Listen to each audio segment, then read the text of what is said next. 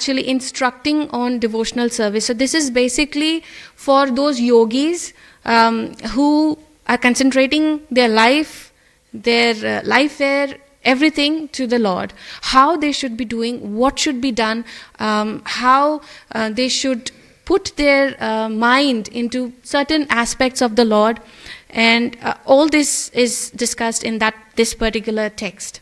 So, and obviously there are texts before also how we should just start looking at the Lord and concentrate our mind through the Lord's form.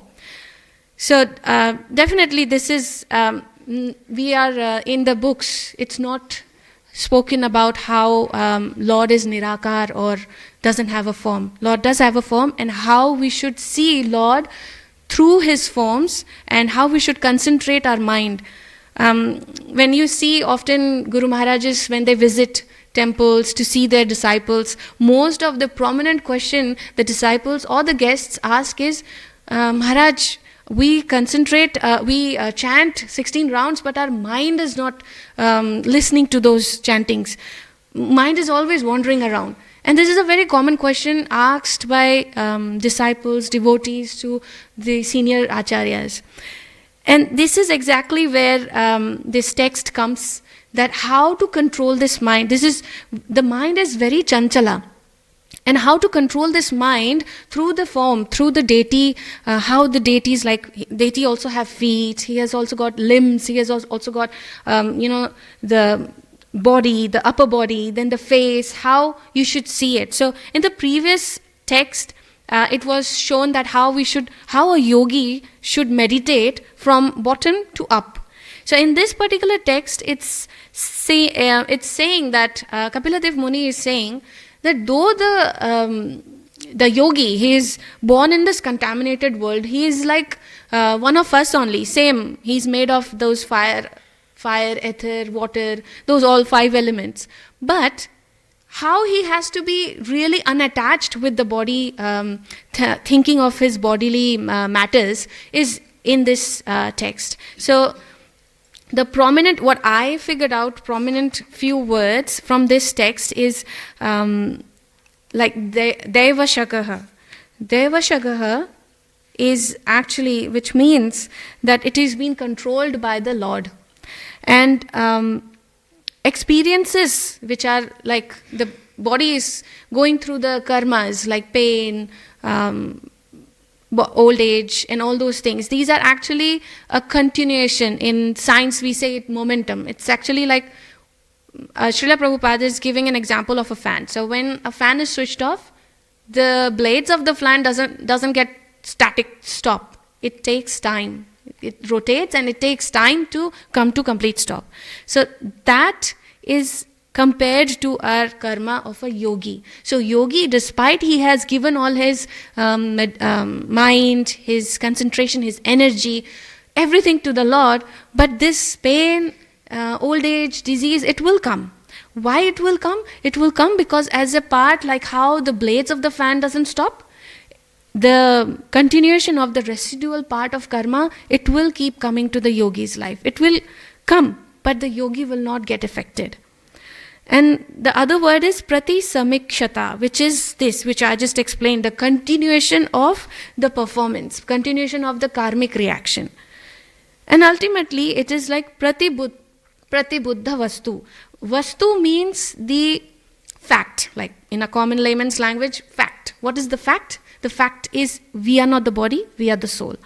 Prati buddha vastu is where we are saying that the vastu, that we are not the body, we are the soul. And prati buddha means when you understand it, that you are not the body, you are the soul. And when you understand that you are not the body, you are the soul, you act in that way. You don't get affected by the pains, old age, disease. You just carry on with the work. That's how a yogi is. That's how Kapiladev Muni is explaining how a yogi should be detached from this pain, disease, and the reactions of the karma which is coming in his life. Why? Because he has been taken care by Deva Vashagaha. He's been taken care by the Lord. So his only work is to concentrate his mind, his activities, his energy towards the Lord. Rest is taken care by the Lord. So the main point from this shloka, which I understood, is faith. How much faith we have towards this whole scripture, our Guru's Vani, the deities, how much faith we have. Depending on what faith we have, we get the next karmic reaction, or whatever you say, or how you accept those reactions, those in occurrence in our life. It all depends on faith. So there are a few examples. Even when Srila Prabhupada was asked by a disciple that Srila Prabhupada, when someone gets the initiation, does the karmic reaction stops? Does the karma stops? So Prabhupada says yes.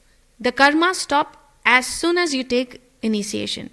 Basically, it's the determination of the individual spirit soul, the determination to take that I want to surrender to the Lord via a spiritual master. As soon as he determines that I'm going to take initiation, Srila Prabhupada says that is initiation. What Srila Prabhupada says is, when I am touching you as a formality of the initiation is just a formality, but the determination when you first thought about taking initiation is the determination. And this particular initiation, which is in Hindi or Sanskrit we say is Diksha, it is coming from the shloka which is Divyam Jnanam Yatho Dadhyat. And the Ksha is Kuryat Papasya Samshayah, which is Shamati, which is Shapayati, which is Kshaman, destroyed or stopped in your own ability to understand this. Ksha means to stop, Di means Divyam Jnanam, to give. So as long as you have got a guru and the guru who has initiated you, your karma stops.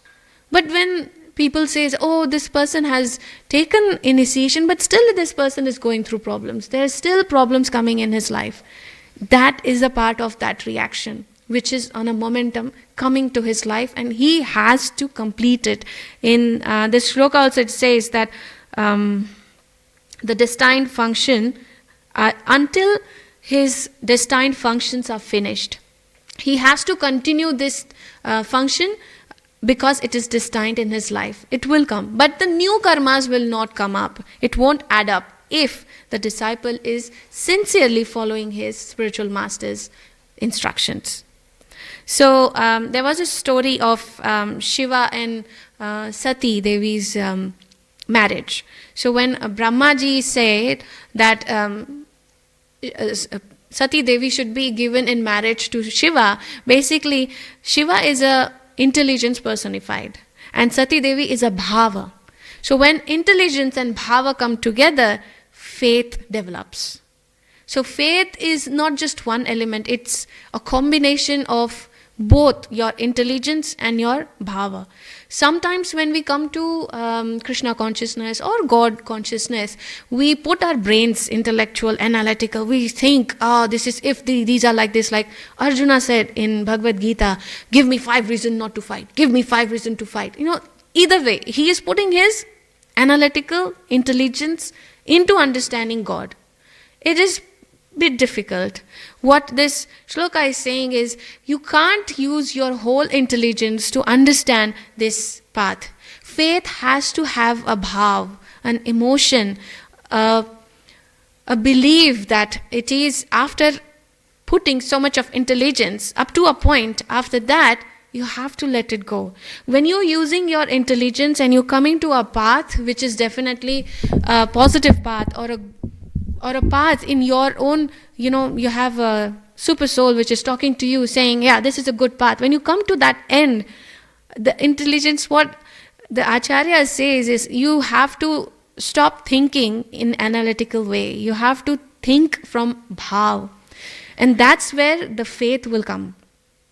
So in a similar way, the faith is also projected in different Acharyas' lifestyle, their life pastimes.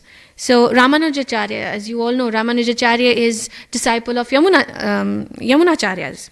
And when Yamunacharya was leaving this world, he made promise that I want to give the next generation a good leader, and that would be none other than Ramanujacharya. But he was so young that his other god brothers got really envious about him. He said, all the god brothers started thinking, oh, he's so young, what is he going to do? He doesn't know anything, he has just joined, things like that, and we are here from so long. So after hearing this, one of the Ranganath temple's priest, he is none of the god brothers. He is not in the god family also. But he hears this and he says, oh, I have to do something. See, this Maya is so strong that it impels you to do the offense thinking that you are actually defending yourself or others. It is so strong. So this priest, he is actually justifying his own action of thinking that Ramanujacharya is not a good person to take the next reign of this sampradaya. He should be killed. He is thinking to that extent. That is the power of Maya, in front of which we are so weak. So he thinks about killing him.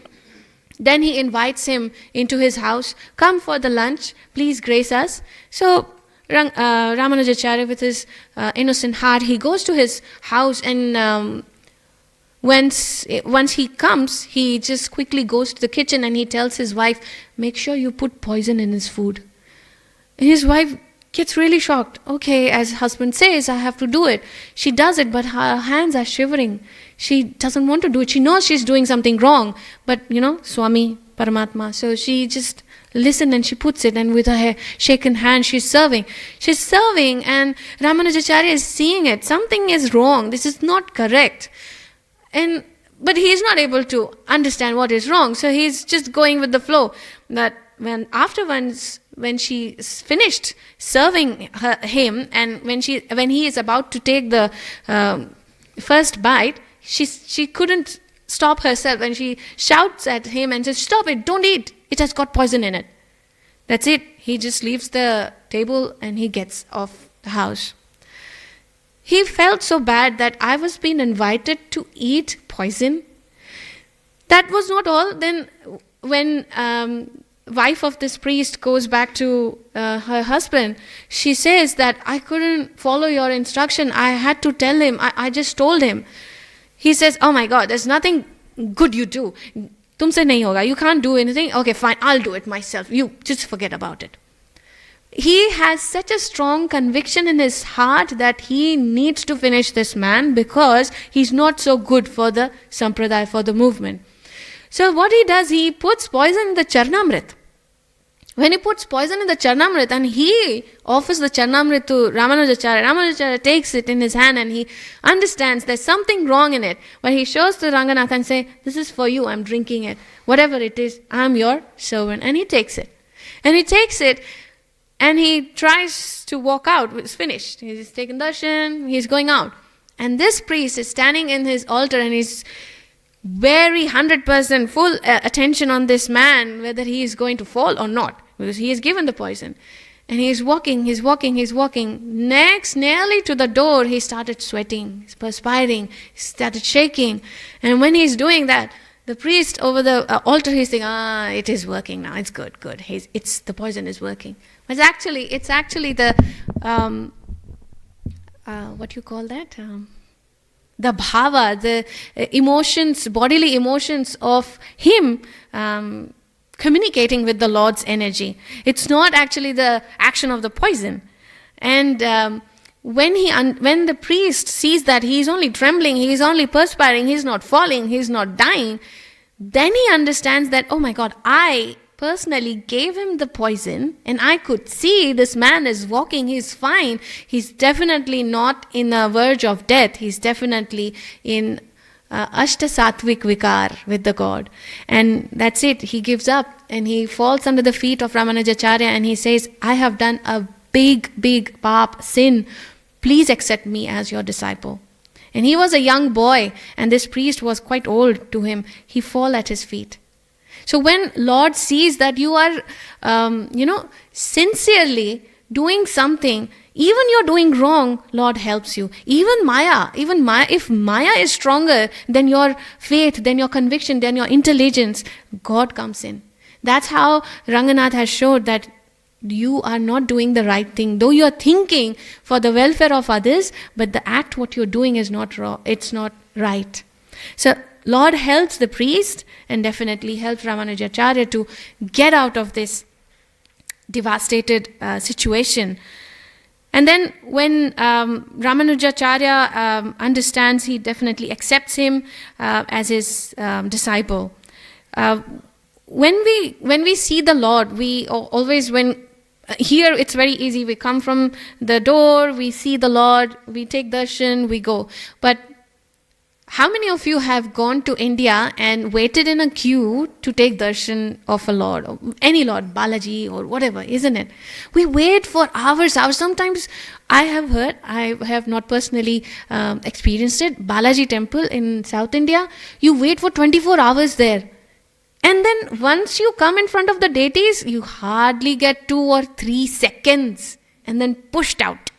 This is what happened with me when I first went to Jagannath temple. I had so much in my mind that I will see Jagannath, I will see his feet, I will see his hands, I will see his limbs.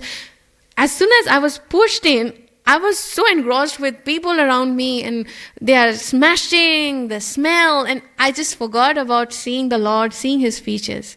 That's what we all do. We have 24 hours before we see the Lord. In that 24 hours, we are actually mending our list. What should we ask? This should be asked. This should we gain. This should we take. So tick, tick, tick. The list is going longer. We are waiting longer. And when we see the Lord, when we come in front of the Lord for 3 seconds, what we do is we close our eyes. Because we don't want to see the beauty of the Lord and get intoxicated with the beautiness of the Lord's beauty and forget about the list. We want to remember our list. That's why we want to close our eyes. And once we opened our eyes, we are already out of the temple. So here, when we see a guru, when we get guru in our life also, a guru is there to help us. It said, someone a long time ago told me that you pray to Krishna for guru, and when you get guru, you pray to Guru for Krishna. So when our prayers and benedictions are in a right way, in a right channel, it helps us. There was a small story from Ramayana where Ram, when he wants to cross over the ocean to get Sita, so he's praying to ocean, Lord, the Lord of ocean. He is praying for a long time, and the Lord of Ocean is not responding. So he gets really angry, and he said, "If you don't listen to me, I'm going to burn this whole water of this ocean." And the God of Ocean, just awakens, and he comes up. Sorry, it took me a long time. Please accept my obeisances. And he praises Lord Ramachandra. He gratifies Lord Ramachandra, and Lord Ramachandra, within few minutes, he's like, okay, fine. Yeah, this is what I want to do. So when this pastime was said, one of the Parashar Bhatta's disciple says to Parashar Bhatta Muni that, how is it that Lord Rama was so furious in just a couple of minutes before, and how is it that he got so subdued and so nice and he accepted his prayer? So he said that it's because the sense of gratitude, the sense of glorifying, when we glorify someone, that person automatically comes down. He pays, his anger paces down. So if a small insignificant human feels good when he's been glorified, then definitely Lord Ramachandra, why not? He feels happy when he's been glorified by a great devotee. So there is a story of a rich man. So he says, I won't be able to explain you in the same manner as I have just spoken to you. I'll give you an example. So example of a beggar and a rich man. So a beggar comes to a rich man, and this rich man is actually bald, doesn't have hair in his head. So the beggar says to him, oh, you are such a nice gentleman, you have such a beautiful hair, it goes so silky and blah and blah. And this rich man gets so happy, oh, he's glorifying me. Okay, give him 1 bag of rice. He takes the 1 bag of rice, he goes out. And when he goes out, a man on a passerby, he says, "Hey, where did you got this from?" He said, "Oh, I just glorified that bold rich man, saying his hairs are so rich, his hair are so silky and all." He said, "Really?" So he goes back, he says to this rich man, "That beggar whom you gave 1 bag of rice, he said you're a bold man." And he said, "What? How dare he is?" He got angry. And he rushes behind him. He says, "You falsely glorified me. Give me my 1 bag of rice." And he says, "Oh, no, my dear sir, please don't run like this way. Your hair will be scattered. It's looking more beautiful as you're running towards me." He says, "Oh, that's okay. You still feels me seeing good. Take another bag of rice." So see how a simple man, if he gets so happy and he forgets about the bad thing what he's been spoken of, then what about Ramachandra? And what about our Lord? What our Acharya says is, when we see the deities, we should always glorify first and then do the prayers. Well, but what we do is we put our prayers first, the list in front of the Lord. So we should ask in a way that it is not as a I heard it I read it in a car's back, that Lord is not your wish fulfilling. He is not your wish supplier. He has his own plan, whereas you also have your own plan. So this Guru-Shishya relationship is basically on these two aspects, on like Bhagavad Gita chapter 7, text number 14, where it says that there are 4 kind of Sukriti, there are 4 kinds of people who approach the Lord. One is Artho,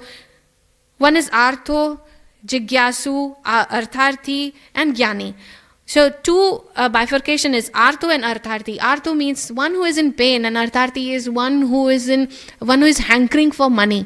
These 2 kind of people goes to Lord. And another set of people is Jnani or Jigyasu, who is already a liberated soul, who already knows what his constitution position is, and a person who wants to know.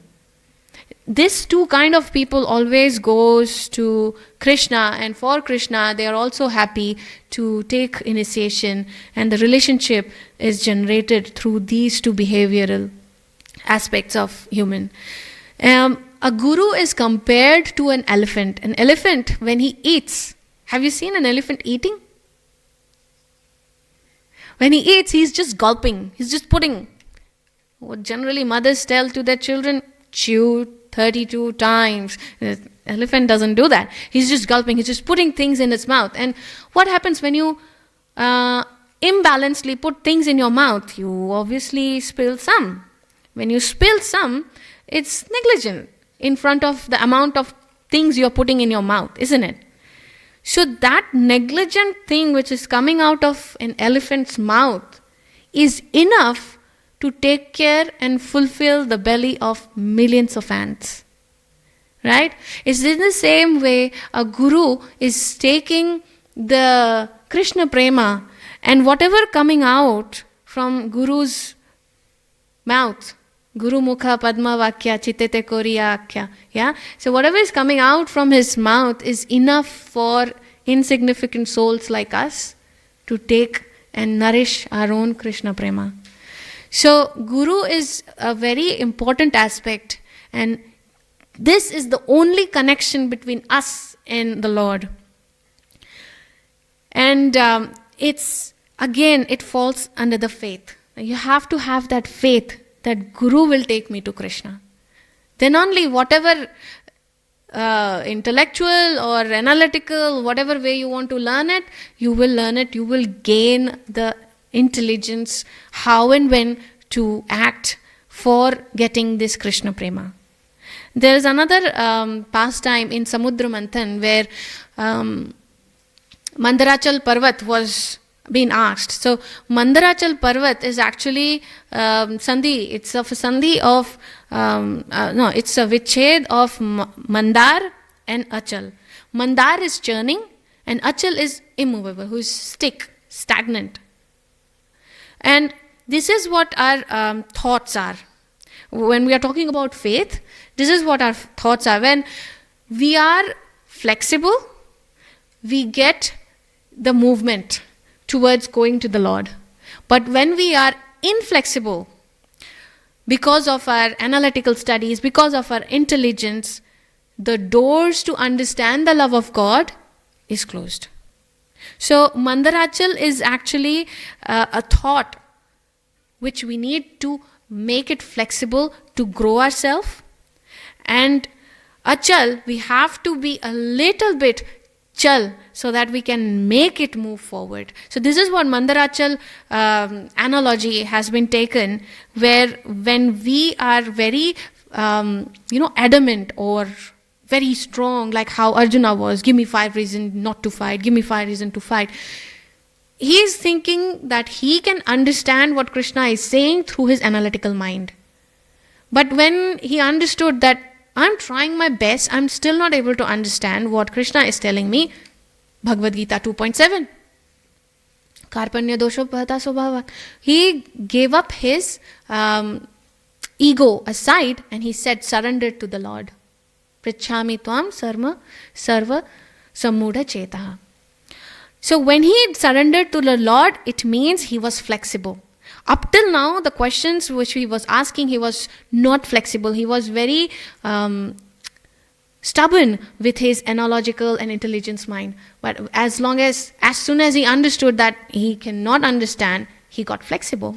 It's the same way, like when we are in trouble, when we are in problem, we always say that when there are 10 doors closed in our life, there's one door open.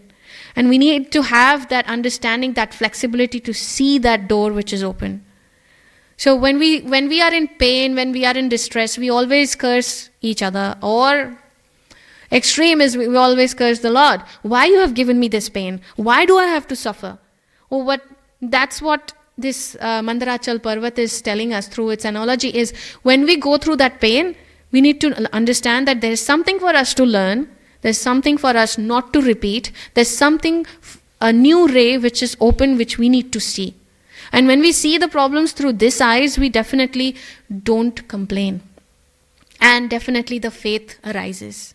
When faith arises, you understand how you should take. So problem is going to come. Problem is there. It won't go off just because you have taken initiation, just because you have come to Krishna consciousness. What this shloka is telling is, problem will come, but you have to have the faith. Faith is the main aspect of this text. And that's how I want to end the class. Just to recap, this is about Kapila Dev giving instruction to his mother. And this particular text is about faith on devotional service.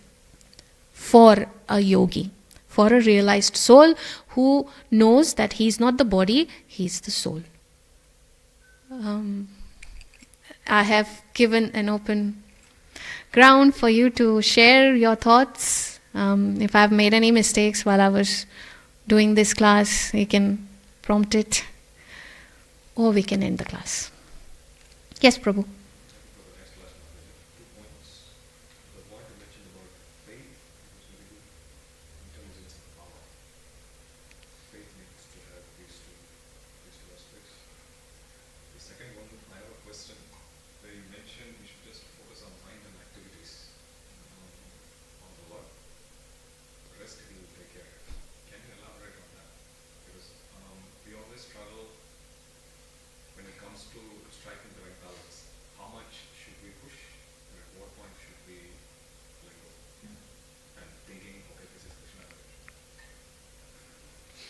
Yeah, so the question is, how do we balance using intelligence and faith, and at what point we should let it go, let the intelligence go, and let the faith take over. The intelligence is given to us to choose the right path. Once we choose the right path, it's up to us, like how we, how should I say it? So definitely you need to have the intelligence to take the first step. You can't just, there are two kind of faith. One is blind faith and the other one is rational faith. So blind faith is like, oh, I'm just following my mother, I'm just following my sister, I'm just following my brother, whatever. And you're not understanding what it is. You're not using your intelligence. But when you're using the rational faith, you're using your intelligence to come to a certain point. And when your intelligence is actually not working as per your desires, as per your, plans or something, or the way you have coordinated your intelligence, your analytical understanding, that's the point where you need to let it go. Because again, how you're using your intelligence is already predestined. And when you're using your intelligence in a right path with the rational faith, definitely Lord will show you the path. But between the two faith, like blind and rational, here the intelligence comes is you should also have the intelligence to understand when to let it go. Because you can keep going, just like how Arjuna, he kept on going until to a point when he really realized it, that I won't be able to understand through my intelligence, I have to let it go. And that's where he has surrendered to Krishna. Have I explained it? Okay. ग्रंथराज Shrimad Bhagavatam Mahapuran की, श्रीला प्रभुपाद की, निताई गौर प्रेमानंदे, हरि हरि बोल।